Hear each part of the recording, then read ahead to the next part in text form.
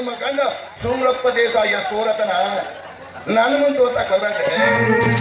ಯಾಕಂದ್ರೆ ಆ ಗದ್ದಿಗೆ ಮ್ಯಾಲ ನಾ ಕುಂತ ಬಿಟ್ಟ ಮ್ಯಾಲ ನಿನ್ನ ಗಂಡ ಕುಂತ ಅಂದಾಗ ಅವನ ಬಗ್ಗೆ ನನ್ನ ಮುಂದೆ ಏನ್ ಹೇಳ್ತೀರಿ? ಬಾಯಿ ನನ್ನ ಗಂಡನ ಪೌರುಷ ನಾನಿನ್ನಂತ ಶಂಕರ ಮುಂದೆ ಹೇಳ್ಕೊಳ್ಳೋಷ್ಟು ದೊಡ್ಡ ಹೆಣ್ಣು ನಾನಲ್ಲ. ಅವಿವೇಕಿಯೊಬ್ಬ ಗಾಜಿನ ಗುಂಪಿನ ಕೈಯಾಗಿ ಹಿಡ್ಕೊಂಡು ಅಲ್ಲದ ಕೆಲಸ ಮಾಡುವಾಗ ಅಕಸ್ಮಾತ್ ಆಗಿ ಎಳೆದಿಟ್ಟಿದ್ದು ಆ ಗಾಜಿನ ಗೊಂಬಿ ಚೂರು ಚೂರಾಗುತ್ತಾ ಅಂತ ಎಚ್ಚರಿಕೆ ಕೊಡಕತ್ತೀನಿ. ಈ ಮಾತು ನಿನಗ ಹೇಳಕತ್ತಿರೋದು. ಮಾತ್ರ ಈ ಗೌಡ ಅವಿವೇಕಿ ಇದ್ದಂಗ, ಏನು ಗಾಜಿನ ಗೊಂಬಿ ಇದ್ದಂಗ.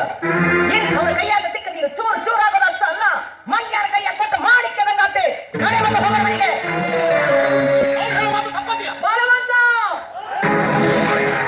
ತಪ್ಪು ಒಪ್ಪುಗಳ ತೀರ್ಮಾನ ಬುದ್ಧಿ ಹೇಳೋಷ್ಟು ದೊಡ್ಡವರಾಗ್ಬಿಟ್ಟೇನೋ ನೀ ನನಗ. ನೋಡು, ಸಗಣಿಯವರ ಜೊತೆ ಸರಸ ಆಡೋದಕ್ಕಿಂತ ಹೂವಿನೊಂದಿವರಿಗೆ ಗುದ್ದಾಡೋದೇ ಲೇಸ್ ಅಂತ ಹಿರಿಯರ ಹೇಳಿ ಮಾತು ಎಷ್ಟು ಬೇಗ ಮಾಡ್ತಿರ್ತೇನೋ.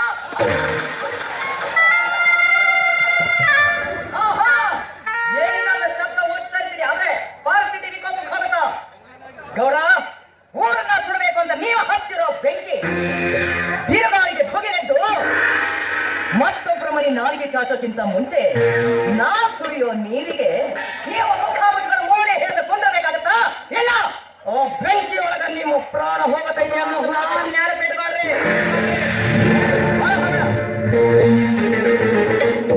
ಎಂದೂ ಮಾತಾಡಲಾದ ನನ್ನ ತಮ್ಮ ಇವತ್ತಿಷ್ಟು ನಿಮ್ಮ ಮುಂದೆ ಮಾತಾಡಕತ್ತೇನಂತಂದ್ರ ಹೋಗಲಿ ಅಂತ ಬರೀ ಬಾಯಿಲೆ ಬಿಟ್ಟಿನಿ.